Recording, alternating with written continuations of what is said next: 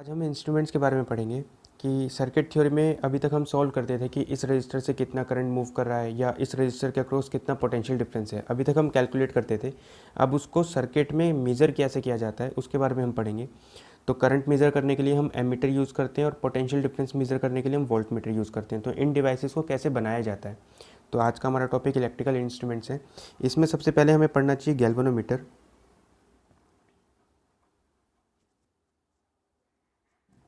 ठीक है, इसकी वर्किंग हम बाद में पढ़ेंगे। पहले जो ये गैल्वेनोमीटर है, ये बेसिकली काम क्या करता है कि गैल्वेनोमीटर एक ऐसा डिवाइस है जो बहुत ही छोटा इलेक्ट्रिकल करंट मेज़र कर सकता है।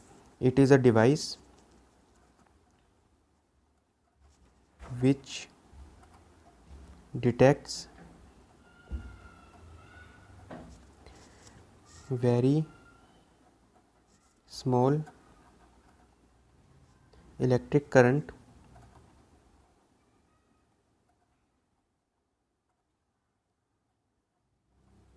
ठीक है। और ये जो इतना भी इलेक्ट्रिक करंट मेज़र करेगा बहुत बड़ा नहीं होगा, बहुत छोटा इलेक्ट्रिक करंट ये मेज़र कर सकता है, जिसकी वैल्यू मिली एम्पियर में होती है, माइक्रो एम्पियर में होती है। ठीक है, तो galvanometer is a device which detects very small electric current. इसको कैसे दिखाया जाता है कि गैल्वेनोमीटर को ऐसे जी से डिनोट किया जाता है, ऐसे जी। ठीक, तो ये गैल्वेनोमीटर है, इसके अंदर एक करंट जो ये मेज़र करते हैं जिसको हम लिखते हैं आई जी। ठीक है, इसको ऐसे भी शो किया जाता है, ये हो गया जी और इसके अंदर करंट जा रहा है आई जी। कि कोई भी जब एक डिवाइस बनाओगे उसमें कुछ ना कुछ वायर्स वगैरह यूज़ होंगे, तो हर वायर का एक रेजिस्टेंस होता है। तो ऐसे ही गैल्वेनोमीटर का भी एक रेजिस्टेंस होता है जिसको हम बोलते हैं जी। तो G is the resistance of galvanometer. और आई जी क्या है कि गैल्वेनोमीटर इसमें, ठीक है, ये बहुत छोटा करंट मेज़र करता है, लेकिन इसमें भी जो ये मैक्सिमम करंट मेज़र कर सकता है उसको बोलते हैं आई जी। तो आई जी को हम नाम देते हैं फुल स्केल डिफ्लेक्शन करंट।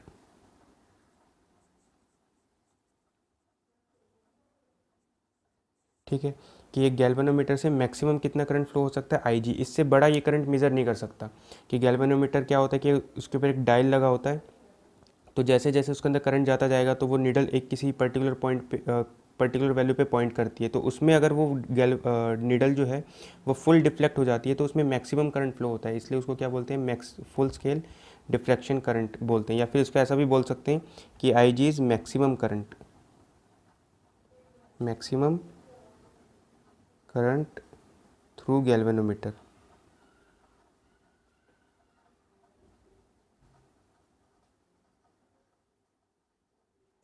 ठीक है, तो बेसिकली हमने एक बात जानी कि गैल्वेनोमीटर क्या होगा कि एक ऐसा डिवाइस है जो बहुत ही छोटा करंट मेज़र करेगा, इससे बड़े करंट मेज़र नहीं हो सकते।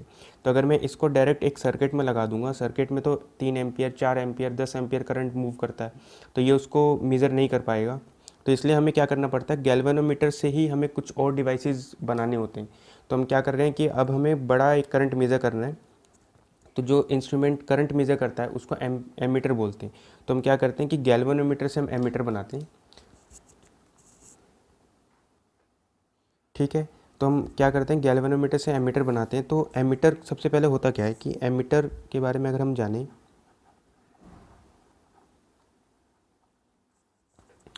एमीटर को हम ऐसे डिनोट करते हैं ए से। किसी भी सर्किट में अगर ऐसे दिखाई दे तो मतलब वो एमीटर है। ठीक है, एमीटर क्या करता है कि एमीटर वो डिवाइस है जो करंट मेज़र करता है और ये अच्छा खासा एक लार्ज करंट मेज़र कर सकता है। So ammeter is a device that can measure a very large current, device that can measure a very large current. तो ये 10 एम्पियर, 20 एम्पियर, इन करंट को ये मेज़र कर सकता है। दूसरी बात, किसी भी सर्किट में अगर आप एमीटर जोड़ेंगे तो एमीटर जोड़ा जाता है सीरीज़ के अंदर, कि जैसे किसी एक रेजिस्टेंस से मुझे करंट फाइंड आउट करना है कि इस रेजिस्टर से कितना करंट मूव कर रहा है, तो एमीटर कैसे जोड़ते हैं सीरीज़ में, it is connected in series. ठीक है, तो चलो इसको बनाया कैसे जाता है कि एमीटर हमने देखा कि ठीक है कि एमीटर की बेसिक बात ये है कि वो करंट मेज़र करेगा और ये सीरीज़ के अंदर कनेक्ट किया जाता है। तो एमीटर को बनाते कैसे हैं कि हम क्या करते हैं कि जैसे मान लेते हैं कि ये हमारा गैल्वेनोमीटर है, ये गैल्वेनोमीटर था, इसमें आईजी करंट मूव कर रहा था, ठीक है। अब ये आईजी करंट तो बहुत बड़ा नहीं हो सकता है, तो हम क्या करते हैं कि इसको एमीटर में कन्वर्ट करने के लिए गैल्वेनोमीटर के पैरेलली एक रेजिस्टेंस हम कनेक्ट करते हैं जिसको हमने क्या बोला, एस, ठीक है। और एस का क्या मतलब हो गया, एस हो गया हमारा शंट रेजिस्टेंस, तो हमने एस को नाम दिया है, एस हमारा है शंट रेजिस्टेंस, ठीक। इससे होता क्या है कि देखो इस पूरे सेटअप को हम एमीटर बोलते हैं कि ये जो पूरा सेटअप हो गया, इस पूरे सेटअप को हम एमीटर बोलते हैं। जी को सिर्फ गैल्वेनोमीटर बोलते हैं। गैल्वेनोमीटर के पैरेलल अगर मैं एक शंट रेजिस्टेंस लगा दूं तो ये पूरा जो सेटअप बनेगा ये एमीटर बन जाएगा। तो इसको आप ऐसे डिनोट करते हो कि ये ऐसे है और इसमें ये एमीटर ये ऐसे है, ठीक है। अब एमीटर में करंट कितना मेज़र करना है, हमें बड़ा करंट मेज़र करना है। तो होता क्या है कि इस पूरे सेटअप से हम ये आई करंट यहाँ भेजते हैं, ठीक है। ये आई करंट जो होगा ये एमीटर से मूव करेगा और यही हमें मेज़र करना है। तो आई में से आई जी करंट तो इसमें से मूव कर जाता है गैल्वेनोमीटर में से, और जो बचा हुआ करंट है आई minus I ji, I minus I जी ये शंट रेजिस्टेंस में से मूव कर जाता है, ठीक है। तो ओवरऑल इस पूरे सेटअप को हमने एमीटर कहा। और एमीटर को कैसे जोड़ते हैं, किसी एक रेजिस्टेंस से के साथ सीरीज़ में जोड़ा जाता है। तो conversion of galvanometer into ammeter हम कैसे करते हैं कि galvanometer is converted into ammeter by connecting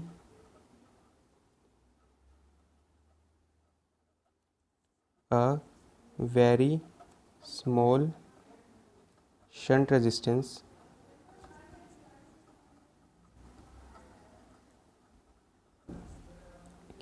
shunt resistance को हमने एस बोला, इन पैरेलल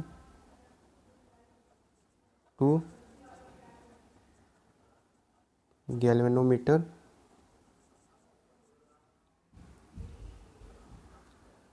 रेजिस्टेंस।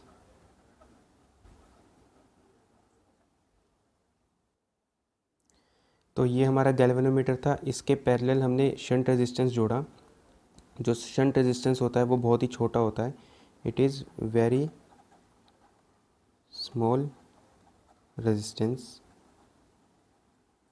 अच्छा, और शंट रेजिस्टेंस को कैसे कनेक्ट करते हैं, पैरेलल में, इज़ कनेक्टेड इन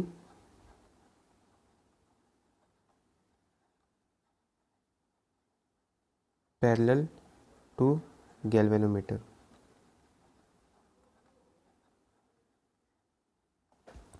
ठीक है। अब इसका मुझे कैलकुलेशन करना है कि ठीक है हमें आई जी फुल स्केल डिफ्लेक्शन करंट पता है, गैल्वेनोमीटर रेजिस्टेंस जी पता है और शंट रेजिस्टेंस एस पता है कि हमने कितना शंट उसके साथ जोड़ा।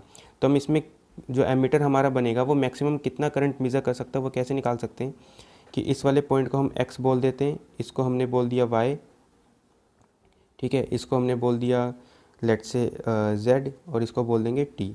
तो जो जी और एस है ये आपस में पैरेलल में कनेक्ट है, G and S R in parallel. इसका मतलब है potential difference across G and S ये बराबर होगा। तो potential difference across X Y should be equal to potential difference across Z and T. तो वी एक्स वाई में क्या होगा कि आई में से आई जी करंट तो इसमें फ्लो कर गया, तो बचा हुआ current I minus I G S में से फ्लो कर जाएगा। तो एक्स वाई के अगेंस्ट या एक्स वाई के अक्रॉस पोटेंशियल डिफरेंस हो जाएगा आई जी इंटू जी। तो ये हो गया आई जी इंटू जी, और जेड टी के अक्रॉस पोटेंशियल डिफरेंस हो गया आई minus I G into S. या तो आप इसको ऐसे याद कर सकते हो या इसको ऐसे याद कर सकते हो कि ठीक है इसको ओपन करके लिख देते हैं। तो I G into G is equal to I S minus I G into S.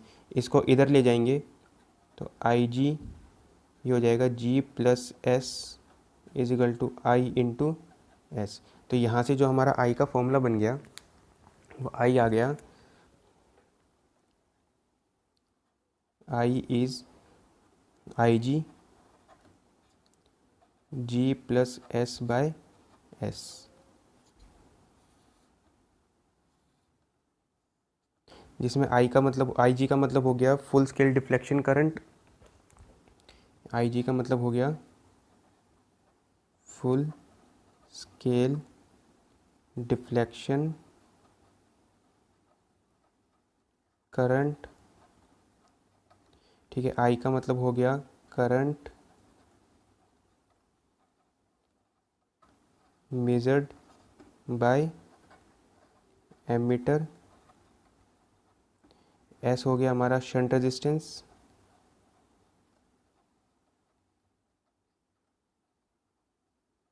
और जी हो गया है galvanometer resistance.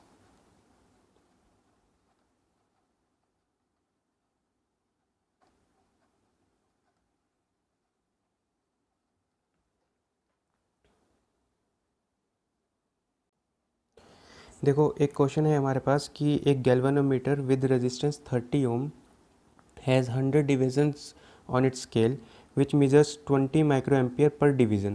How can this be converted into an ammeter of range 0.3 ampere. ठीक है, तो गैल्वेनोमीटर का जो रेजिस्टेंस है वो 30 ओम है। तो ठीक है, हम क्या करते हैं, सबसे पहले मुझे गैल्वेनोमीटर से एमीटर में इसको बनाना है। तो ये गैल्वेनोमीटर था, ठीक है। इससे मुझे इसको एमीटर में बनाना है, तो मैं क्या करूँगा कि इसके पैरेलल एक शंट रेजिस्टेंस हम जोड़ देंगे ऐसे, जिसको हम बोलते हैं एस। ठीक है, टोटल करंट जो इसमें से जाएगा वो आई जाएगा, आई में से आई जी गैल्वेनोमीटर में से चले जाएगा, तो बाकी बचा हुआ करंट शंट में से जाएगा, आई माइनस आई जी। तो ये इसका बेसिक डायग्राम है। तो इस पूरे को हम क्या बोलते थे, एमीटर। तो हमने ठीक है कि इसको एमीटर तो बना लिया, अब कितना हम क्या करें इसके साथ शंट जोड़ें कि ये 0.3 एम्पियर करंट मेज़र कर ले। मतलब इसमें जो ये एमीटर बनेगा इसका जो रेंज है, इसकी वैल्यू है कि ये कितना करंट मेज़र कर सकता है, 0.3 एम्पियर। ठीक है, तो आई की वैल्यू हो गई 0.3 एम्पियर, ठीक है। और इसमें जो गैल्वेनोमीटर रेजिस्टेंस है ये है 30 ओम, तो जी की वैल्यू हो गई 30 ओम।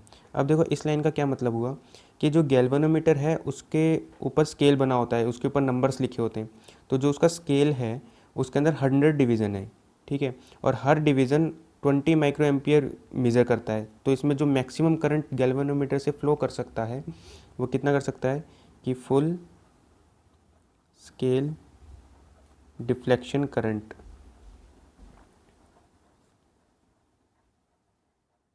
जो आई जी है वो कितना होगा कि एक डिवीज़न मेज़र कर सकता है 20 माइक्रो एम्पियर। तो 100 डिवीज़न, अगर पूरी नीडल एकदम 100% जो है वो नीडल डिफ्लेक्ट कर गई, मैक्सिमम डिफ्लेक्ट कर गई, तो 100 डिवीज़न कवर कर लेगी। तो मैक्सिमम करंट कितना फ्लो इसके अंदर हो सकता है, आई जी की वैल्यू होगी 20 माइक्रो, माइक्रो का मतलब 10⁻⁻6 इंटू 100। तो ये वैल्यू आ गई 2 इंटू 10⁻³ एम्पियर।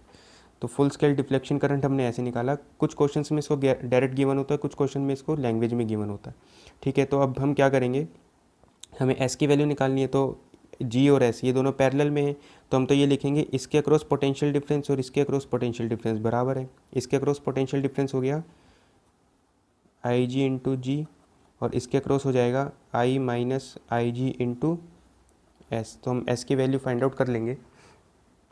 तो एस हमारा हो जाएगा कि सबसे पहले आई जी हो गया 2 इंटू 10⁻³ इंटू जी 30, आई का मतलब हो गया 0.3 माइनस 2 इंटू 10⁻³ इंटू एस, ठीक है।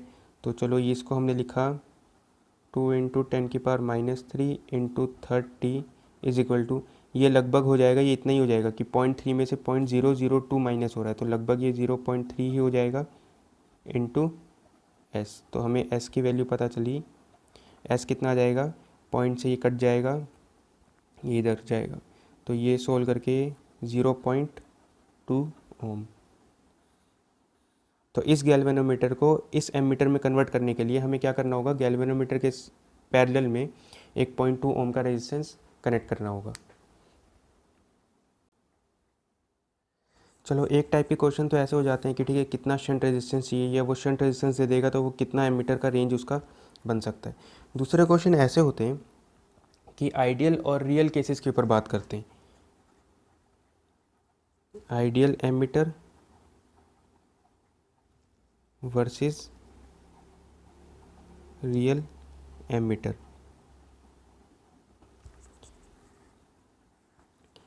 देखो, एमिटर का काम है करंट मेज़र करना। तो जो एक अच्छा एमिटर होता है उसका रेजिस्टेंस बहुत ही कम होना चाहिए। A good emitter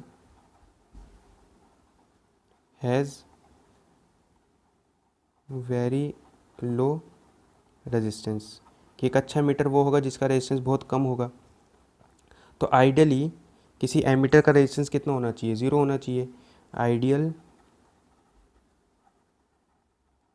emitter has zero resistance. ठीक है, अगर कोई भी एक एमिटर है वो आइडियली एक एमिटर है जो वो आइडियल वर्क कर रहा है कि ठीक है, तो उसका एमिटर उसका रेजिस्टेंस होना चाहिए ज़ीरो। लेकिन अगर हम रियल केस की बात करें रियलिटी में, कि जैसे अगर हम रियल एमिटर की बात करते हैं,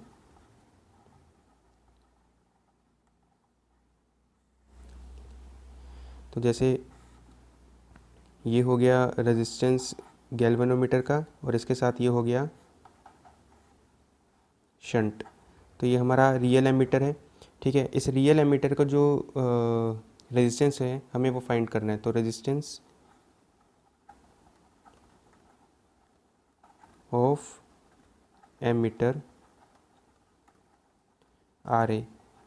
ठीक है, ये कितना हो जाएगा? दोनों पैरेलल में है, तो इसको हम लिख सकते हैं G into S divide by G plus S.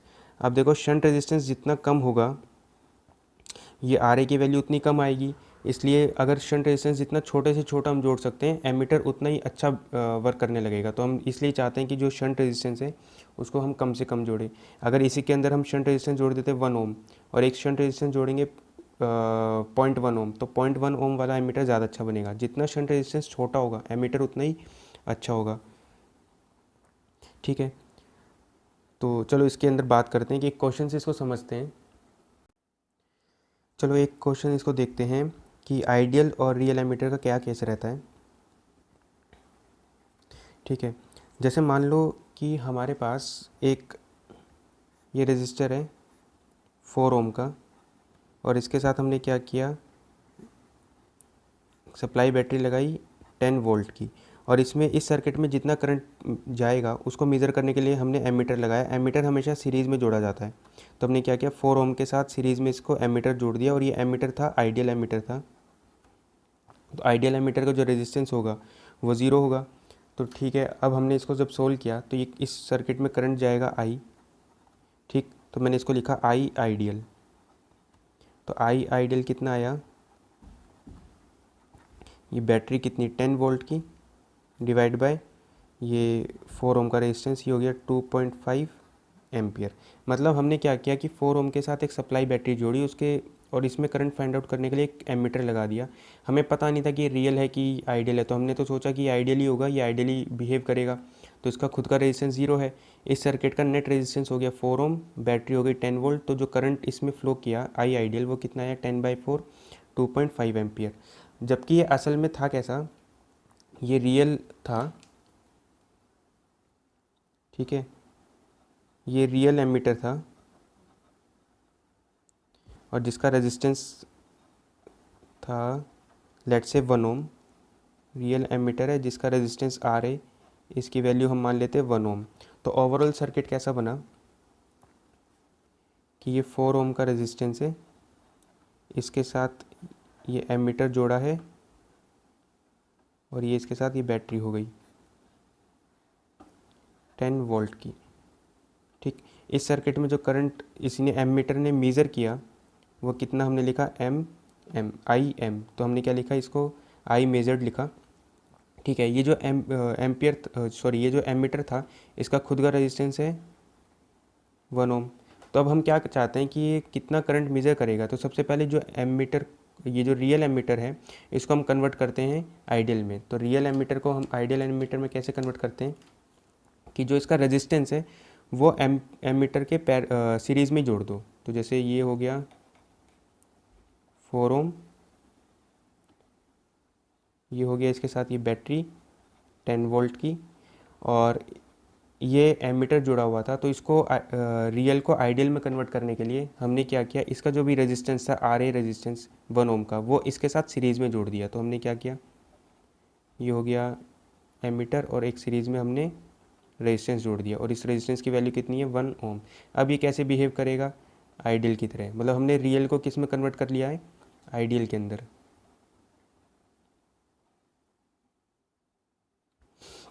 अब इसके अंदर जो भी करंट मूव करेगा वो होएगा आई एम, आई मेजर्ड। तो ठीक है, आई मेजर्ड करंट कितना आया, इस सर्किट का आर इक्विवेलेंट हो गया 4 + 1 5 ओम। तो जो भी इसके अंदर जो करंट आया आई मेजर्ड, वो कितना आएगा, 10 / 5, कितना, 2 एम्पियर। तो हमें लगा कि इसमें करंट आना चाहिए 2.5 एमीटर 2.5 एम्पियर, जबकि करंट आया 2 एम्पियर। तो इसका मतलब है कि ये जो हमने सोचा था कि आंसर आना चाहिए था 2.5, आंसर आया 2, तो मतलब इसका मतलब है इस मेजरमेंट में कुछ एरर आई है। तो ओवरऑल इसके अंदर हम फाइंड आउट करते हैं परसेंटेज एरर इन करंट। देखो परसेंटेज एरर इन करंट हम निकालते हैं, I ideal minus I measured divide by I ideal into 100। ये इसका होता है परसेंटेज एरर, कि हमें इतना मिलना चाहिए था जबकि हमें एक्चुअली मिला इतना। तो I ideal minus I measured divide by I ideal into 100। तो इसको अगर हम सोल्व करें तो ये परसेंटेज एरर आ जाएगा, आई आइडियल आ गया 2.5 minus I measured 2 divide by 2.5 into 100। तो ये ओवरऑल वैल्यू आ जाएगी 0.5/2.5, 1/5 इंटू 100, ये आ जाएगा 20%। ठीक है, अब ये जो एरर है, ये 20% जो एरर है वो 10% से बड़ी है, since this error is greater than 10%, so this ammeter is bad.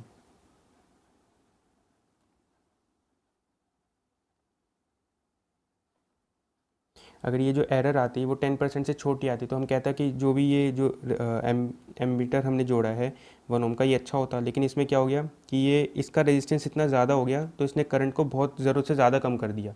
तो मेजरमेंट में जो एरर आई वो 10% से ज़्यादा आ गई। तो इसके लिए हमने इसको क्या बोला, हमने कहा कि ये जो एमीटर ये बैड एमीटर है।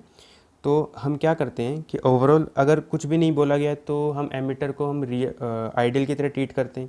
लेकिन अगर उसका हमें रेजिस्टेंस दे दिया तो वो रियल एमीटर हो गया। तो रियल एमीटर को आइडियल एमीटर में कैसे कन्वर्ट करते हैं, इसको हम लिख लेते हैं, कन्वर्ट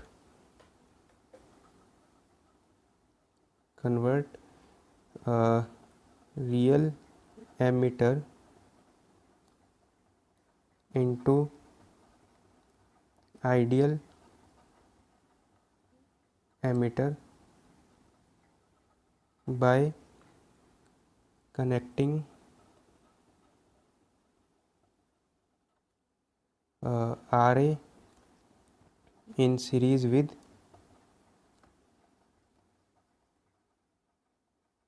एमीटर।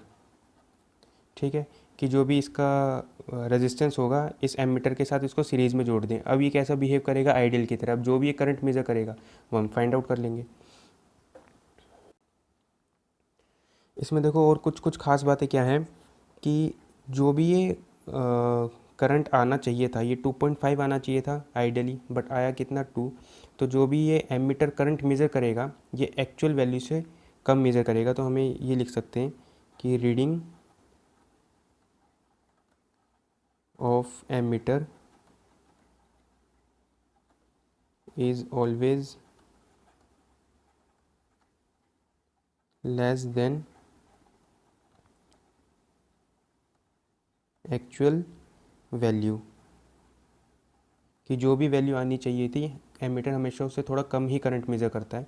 और इसमें एक तो परसेंटेज एरर हमने कैसे निकाला, percentage error in current is I ideal, current measured in ideal case minus current measured in real case, या ऐसा मान लो कि I ideal minus I measure divide by I ideal into 100, ये इसका परसेंटेज एरर का निकालने का तरीका हो गया। अच्छा, इसका अगर हम फॉर्मूला देखें तो percentage error in current is equal to, ये आ जाता है R A divide by R plus R A into 100, जिसमें इस पर्टिकुलर केस में हमने आर को बोल दिया है 4 ओम और आर ए को बोल दिया है 1 ओम। तो अगर मैं फॉर्मूले से भी निकालूँ 1 डिवाइड बाई 4 प्लस 1 इंटू 100, तो ये अभी भी 20% ही आता है।